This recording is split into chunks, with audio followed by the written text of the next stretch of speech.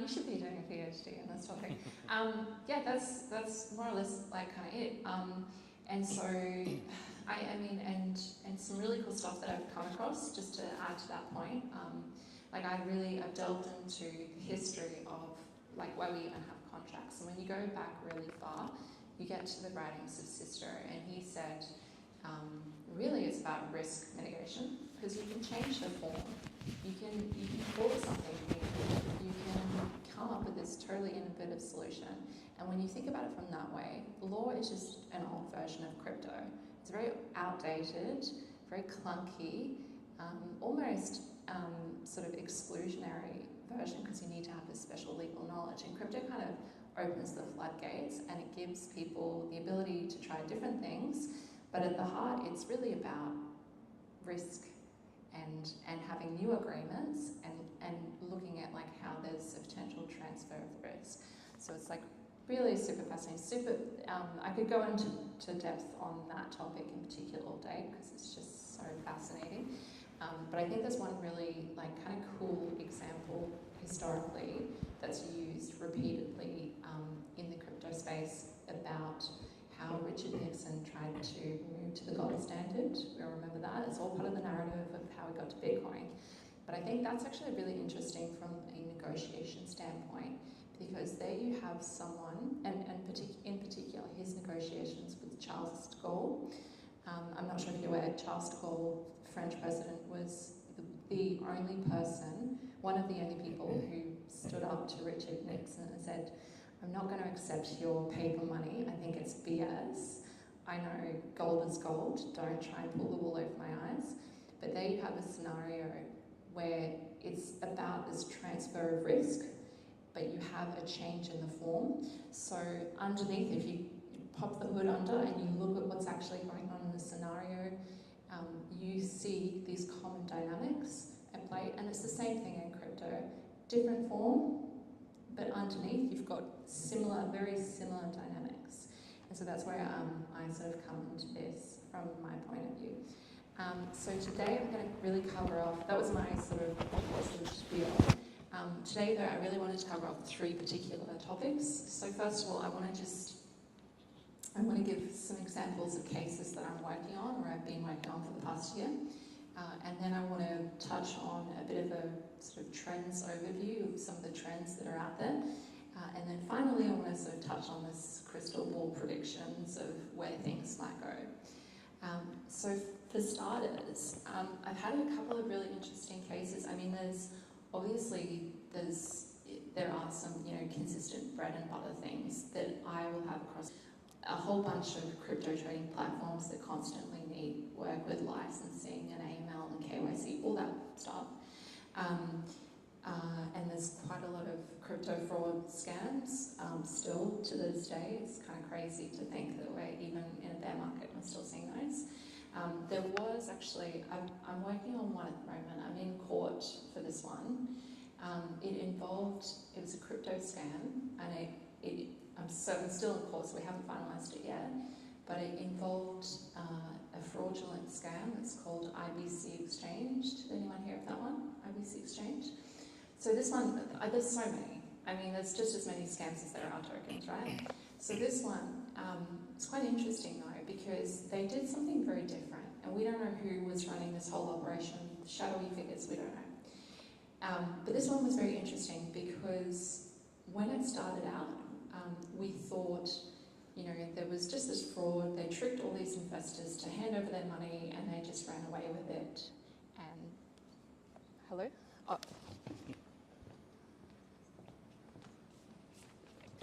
Hello? Okay, I'll stand.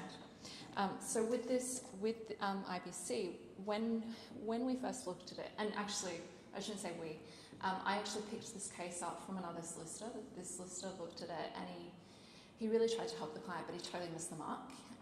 It was really complicated. The client when it originally happened, by the way, I should say she invested a couple of $100,000 into the scheme, so it's pretty significant. When she first found out, and she was quite very, very bright woman as well too. So obviously, she felt swindled, and like this was just totally embarrassing to her. She originally, when it happened, she went to... do I need to speak to that one? Okay, should I swap over? Oh, okay, I've got 3 microphones down. So she went to... So if you have a crypto... If you're a victim of a crypto scam in Australia, you go to... it's not the AFP, it's cybercrime. So there's like a special division. You fill out a form online, and then they get back to you pretty quickly. They took a quick look at it and they couldn't do anything, so they referred it to local police. So they referred it to local police in 2 states. The local police then found out some people who were involved in it, and they went to the people's houses, knocked on the door, said, "We heard that you're involved in this crypto scam," but these people were just transferring the money, so they received it into their account and then they passed it on. When the police got to the door and said, "We heard you're involved in this crypto scam," these people who passed on the money said, "I don't know what you're talking about. I've been scammed too." And the police went, "What?" Case closed. That was it.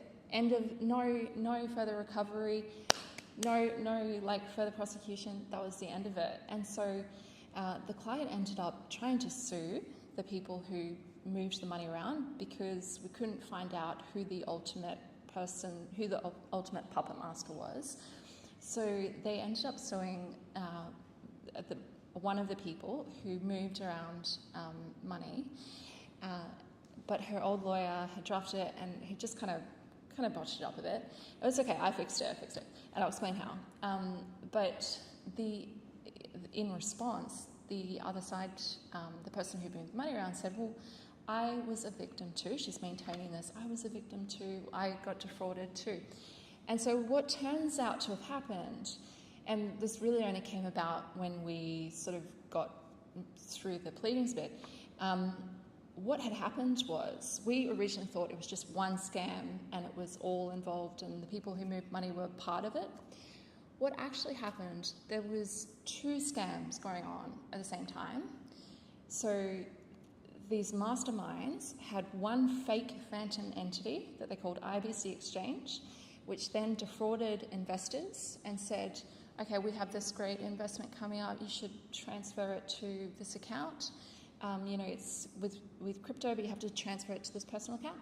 And then the second fraud that was going on at the same time was these people holding themselves out to be eToro, and they said, they targeted the traders, the people who moved the money around, and they said, "We want you to trade money onto the crypto platform, so you're going to receive large amounts of money into your bank account, and then we want you to upload it to this platform and send it to these crypto addresses." And so that's how this whole scam worked. The police couldn't figure that out. We figured it out. So you have these 2 concurrent scams at the same time, and so in effect you have the defrauded investors transferring money to the accounts of the defrauded traders. They're total strangers to each other. They don't know each other. They've never met each other. And then the defrauded traders would transfer the money on to, whoever's crypto wallet it was. And I stepped in and I was like, "No, this is not right. I'm furious. This is Australia. There is no way we're letting this happen." And see, this is the thing. I think this is where the law really needs to step in. So with this case, whenever you have a kind of crack in the law like that, there are special types of laws that you can rely on. So the one that really sprung to mind was equity. Equity it's the law of conscience. When you think, you really should have a conscience about this, like, where's your conscience?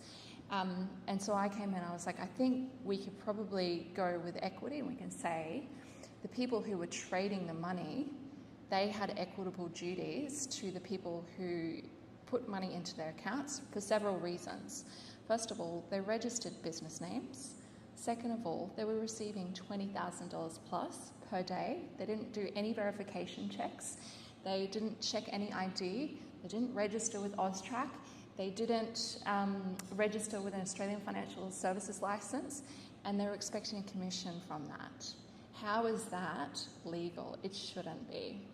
And so that's one of the interesting cases that I'm working on at the moment. I'll keep you posted with where it goes, but really, this is the new world that we're going to be entering, where we're going to have those gaps in the law, and we need to, not be waiting for someone to tell us how to fix it. We need to be like actively looking at things, even sometimes from a moral standpoint, and going, this is not right. We need systems in place so that something like this can't happen. Otherwise, if I wasn't there, if I wasn't intervening, and someone was not there intervening in a case like this, you could easily defraud someone and get away with it.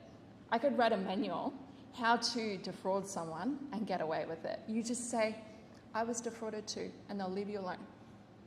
Crazy, right? Crazy. No. That's why I'm furious. That's it. I'm taking this all the way. I'm not letting this one go. So that's one really interesting case. I'll let you guys know. A couple of other interesting ones. I had some clients who wanted to set up a project that was like LMCT, but on crypto. Do you guys know LMCT?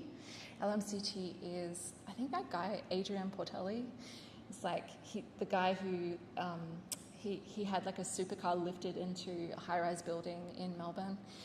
Anyway, he runs this sort of like sweepstake where he gives away houses and people sign up for a monthly fee. So it's like a new type of, it's not quite gambling, and there's a way to get around it, but it's like a kind of sweepstake. Anyway, this client, they'd seen that there was an NFT sweepstake. It wasn't quite gambling, but they had figured out a way to get around the laws without registering for a gambling license. And they're like, okay, we want you to kind of just like do some digging around and figure out how they've managed to do it. And on the, I don't want to say which project it is, because there's some parts of it that I was like, well, okay, I can't believe you're able to legally do that, but you are obviously. But they're still actually quite an active and big enterprise. I don't want to, maybe if you ask me over a drink, I'll tell you. So how did they do? So front facing, they basically have this arrangement where you sign up for a monthly fee, and then you go into a draw and you could win an NFT. And they were giving, they were giving away like really, really popular NFTs. If you think of like the most popular NFTs, they were in that collection. They had at one point, a couple of $1 million worth of items in their kitty. Now, they had quite an interesting structure in place. It wasn't just one entity. It wasn't just, one DAO. They actually had several entities, and they segregated out all the different pieces of the operation. They separated out, so they had a services entity in Gibraltar. They had a holding entity in Monaco. They had a promotions entity in Cyprus. And they had a DAO online, and then a big part of their operations were using promoters. And effectively, they separated out all the aspects of the project to really segregate it, to totally distance themselves from the projects.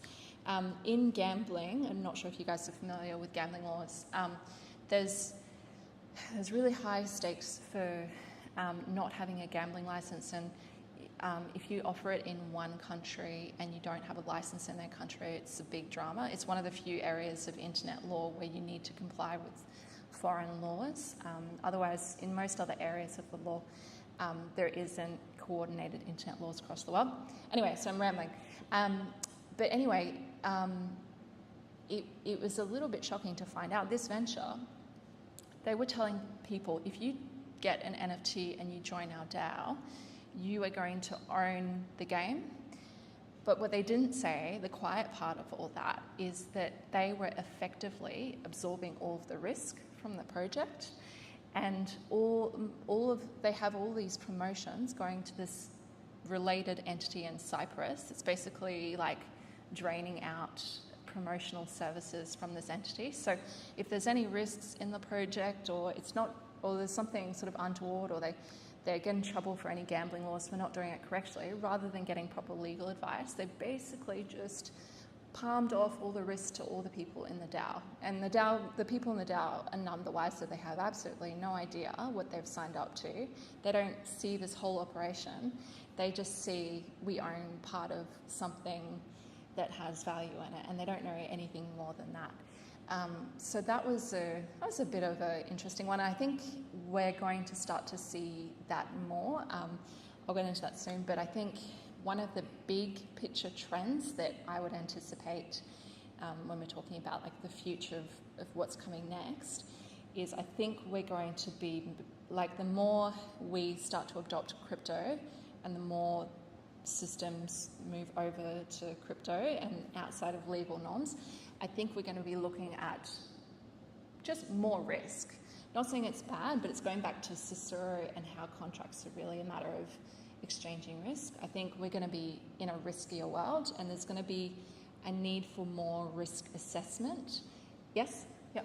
Do you have ideas of where we might find that risk assessment service? Oh, yeah, okay. That's my whole pitch now. No, Like a decentralized market for that, so that, is there a centralized market? yeah, a decentralized market for risk assessment, so that the average person can just find out is this risky or not. Sort of certification, but yeah, No, not really. Do you know, in this area, I think you might be interested in like the writings of Nassim Taleb. He specializes in risk, and he teaches these like courses in. I don't think he does it anymore, but he's supposed to be like a super guru on the subject of risk, and it's really interesting the way that he talks about it. And I've started to use a lot of that in my own, in like figuring out deals when I've been a mediator and I am trying to see whether or not a deal will stick. I'll sometimes use his frameworks on risk and how it works. I think unfortunately though, this is like one of those things where you're going to have to be your own risk assessor, I think, really. And I think we're moving into, like, I just don't see this. And see, this is the thing, like law and contracts, it's kind of invisible in a way, but there's like this safety net in place and you don't see it, but that's the whole kind of reason that we have these in place. And like one example of that is in consumer contracts. So in Australia, if you enter into a consumer contract and there's really dodgy terms in there, you've got the Australian consumer law and there's like a safety net in place. And so we have this, without even realising it, without most people talking about it, the whole legal system, like it's kind of there to be this safety net, so you don't need to think and you don't need to like constantly pick apart the deals. If you enter a deal, you buy a dodgy car and you go, oh, this is dodgy, how do I fix this situation? It doesn't matter what your contract says. The law says if there's a major defect with it, you're entitled to a refund, repair, replacement at the seller's expense. And you go to court, you'll get a court order to confirm that. Now, if you do that, as Nick Szabo says, with his idea of like, I'm not sure if you guys are familiar, in some of his writings, he gives one of the first examples he gave of how a smart contract will work is he said you could have like a lease hire on a car. Are you guys familiar with this one? Okay, this is actually quite interesting. So, and Nick Szabo, obviously, he's like well known as the person who coined the term smart contracts, and his literature really is like very much like outside of traditional legal thinking. And so his example is with the lease hire car. He says, So the example he gives, so say Sally and Ben enter into a contract to sell, a convertible. Sally sells it to Ben, and they have an agreement where Ben's going to pay her, $500 a month for, 10, 20 months, whatever. And so she gives him the keys. They enter into a smart contract, and the smart contract says Ben's going to pay Sally $500 for 20 months, and then by the end of the time, he's going to own the car. Put it into the smart contract, but they can also have in there a term that says if Ben defaults on one of the payments, then the car will automatically lock up, and then Sally will be able to recover the car. So they won't need to go to court. There'll be consequences and penalties within the contract. So you circumvent the whole legal system, and you have all of those terms within the contract. That's the whole idea of it. So if you're, which is fine, it's perfectly legal, but the disadvantage to that is you kind of have to be a Nick Szabo, like that kind of, you have to have that level of understanding to safely enter into those contracts, to be able to anticipate all of the risks that could come up.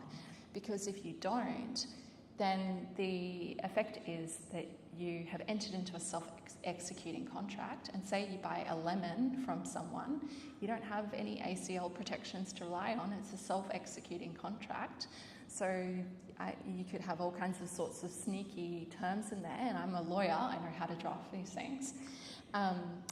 And it's self-executing, so you can't, that's the sort of fear of lawyers when it comes to self-executing contracts, is you might have this like runaway car. Obviously there's ways to like forestall that. I think, I don't know, we've got our technical expert in the house who might be able to tell me like a technical way that you could maybe stop a smart contract from self-executing. But I know that there are, like in some cases, court orders. Yes? But is the buyer having a contract with the smart contract or with the seller? Meaning, is the smart contract a mediator in this, or is it still between the buyer and seller, and therefore jurisdictional, meaning the buyer is in the jurisdiction and therefore they're affected by those jurisdictions, or the seller's jurisdiction? Like, is the smart contract really mediating and avoiding jurisdiction? So, I mean, you can add that as a term to the smart contract. So, my understanding of it, coming from the way that it's described by Mark Miller, who is one of the, he's like the technical mind behind Agoric. He basically explains the way the smart contract works is a bit like a chessboard, and you can have a mediator as part of the chessboard. It is a contract between Sally and Ben, to answer your question. You can add terms to that of what the jurisdiction might be as like a, afterthought term and condition. But in effect, the whole point of having a smart contract is that it's self-executing. So you would avoid the need of going to a court. It's the idea of a vending machine. That's the whole, a vending machine is a smart contract, in that you go to a vending machine, you put money in, you press a button, the thing comes out, you get your item. That's the whole idea behind your smart contracts, is to cut out the further negotiations that need to go on, and you can systematize everything. You know what is supposed to happen, and there's no need for middlemen, there's no need for courts. You've already come up with what it's supposed to look like, and that's self-executing. Well, it doesn't matter. Well, but it's self-executing, and I think that's one of the. I mean, see, this is a really controversial point, but it's self-executing, and it's like this idea of if possession is 9/10 of the law. I mean, it doesn't really. You don't need it's neither here nor there whether it's legal under the Australian consumer laws if it can be self-executed, because the whole point of having a legal system, of having a social contract, is that you have enforcement rights.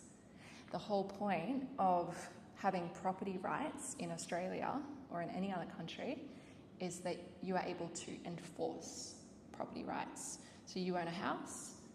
If someone compromises your rights to your property, you can enforce your rights in Australian law. But if you take away the right to enforce your rights and you systematise it on a smart contract, then that is the law. That's the whole. So this interpretation might work if someone uses a smart contract? I'm saying enforcement trumps whatever laws you can put onto someone. Enforcement is a right, enforcement is the law. And then the laws that we have are really kind of secondary to enforcement rights. Laws really just exist to give us enforcement rights. Well, let's say recourse, but why wouldn't a consumer go and find recourse in the law? But they could. They definitely could. But I mean, like I say, by that time it's a bit of a getaway car. I mean, you can. I mean, I'm not by any means advocating for illegal contracts. I'm saying it's a risk that we're facing. How are we doing on time? Yep. Just on the execution of a smart contract for like a real world Yep. asset like that. I mean, smart contracts are obviously easy in the digital world. You know, if everything's digital, no problems. Yeah. If there's a digital module in a physical thing, like a car, Yep. so if a digital module could disable that car, Yep. right? But then what about all this real world, I think, which is kind of alluded to, Yeah. real world infrastructure around that? Yep. You know, we submit paperwork with, you know, the motor vehicle Yeah. to say, I've transferred ownership from Yep. this person to this person. Yeah. And so, yeah, I've been able to physically disable that car, Yep. but that hasn't Mm. transferred ownership back to me. Yeah, I think, this is why some of what we're talking about is all a bit hypothetical, and I think the example that Nick Szabo gave is a bit hypothetical, and it's obviously going to need oracles, and there's going to need to be those like intermediary steps. Like this is kind of a hypothetical concern that we're having here, and the reality is as well too, is if it was that risky, people probably just are not going to adopt it. I think that's one of like just the reality. So I was talking, like I was having this conversation with a VC, and I was like, you know, if we go smart contracts, it's the end of the world, no more law. And she's like, yeah, but people just won't use it. It's just that simple. So I think, you know, when you're talking about any type of project and its viability, a lot of that I do believe is going to count on its ability to like interoperate with other systems for it to be kind of foolproof, but also to not necessarily be legal to the letter of the law, but legal to a standard that people will want to buy into it. And I think Charles Hoskin, I think he, you know, every time you hear him speak, and he's spoken on so many panels of people just badgering him about, you know, you're rogue actors, what are you doing? And he has this kind of authority about him where he can explain it in a way of what he is doing. There's a kind of moral authority to it. And he's not looking to exploit people or to necessarily circumvent the law, but rather we're talking about technology that goes beyond the law, and there's a certain sort of moral authority as to how it's being managed, and so therefore it actually is a better alternative to what we're dealing with now. I know this is a bit of a kind of foreign take for a lawyer to have when you speak to lawyers. Normally it's, like I said, it's like licensing and regulations, you have to do this and this. But when you think about regulations, and this probably takes me, I'm probably, how are we doing for time? 10 minutes, geez, Louise, okay. But okay, well, let's move on to trends. But when we're talking about trends, I think it's like kind of interesting when you think about like law of like, I think for the last 10 or so years, one of like the burning issues is regulations, and oh my god, there's going to be regulation clampdown, and it's going to totally kill the market. And I think, you know, in Australia we still don't even have fully clear direction on it, and I think there's supposed to be a new paper that's coming out next year, but even still, like we do have regulations, but it's just there's a kind of uncertainty to it, and I think that really, to me, says you're going to have government authorities that just, like, they're not leading the space. They're not telling necessarily, like, showing you where it can go. They're really just, it goes back to this topic of, like, risk mitigation. They're just looking at what the risk is, and they're trying to provide that safety net, but they really still, I think, don't have this full understanding of how it all should work. And what's really cool is that anyone can really enter this space and go, I think a particular problem exists with the way that it's currently organised, and I think there might be a better alternative to organise it, and I'm going to use a crypto platform to be able to come up with this new system that hasn't been done before. And there is that kind of window of opportunity that just, has not existed in history, dating back, to the foundations of law and where we get contracts from. It's always been very systematized, very it has to be done this way, you have to do it this way. But now it's you don't have to wear a straitjacket, you can come up with a new way of doing things, and you can say this is a better way to do it, and if people like it, they'll adopt it. And it's the law is really just there as a risk mitigation tool. It's not there to tell you what to do. Do you know what? I think just for the sake of leaving you guys alone, I feel like I should really wrap up from there because I rambled on so much. I'm so sorry. I have more that I could talk about, but I feel like I've rambled on for so long. 5 minutes. Do you know what? I have a question. Yeah. So Johnny talked about 15 years ago, peer-to-peer electronic cash, and it could be thought of as cash on delivery Yeah. or prepayment and hope the delivery actually happens. There's a problem that the peers might not know each other or have access to each other. So he suggested an escrow service, Yeah. but that was never realised. And even with all the complexity that's happened since then, we still don't have some type of decentralised escrow service that sort of mediates people who don't know each other. Yeah. Or where that risk question exists. Yeah. And I want to make sure that the third party that's not interested in the outcomes of either one can somehow mediate that risk. Yeah. So what do you think about the escrow service existing to help mediate people who They do. You can within smart contracts. You can have escrow built into the smart contract. So both parties can agree when they're agreeing on how the smart contract is going to be built, that there's going to be an inbuilt escrow service, and basically you would agree on the terms. Funds would go in, and then that would set off a trigger of events. Only when a certain event occurs, then the funds would be released. So you don't even need. I think this is I think there's a need to maybe for people to better understand how smart contracts could work, but you don't even necessarily need a designated independent escrow service. It's built. You can have it built into your smart contract. Sorry? You can do it on Cardano blockchain. Yeah.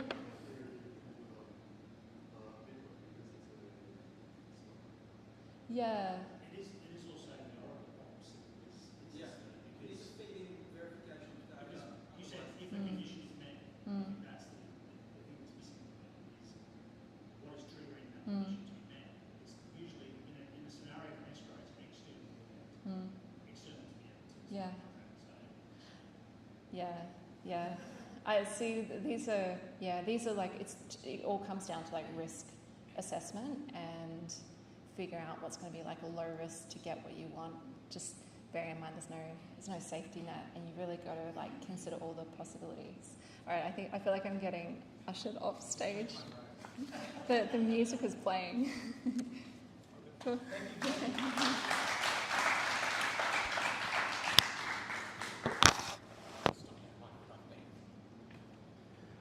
All right. So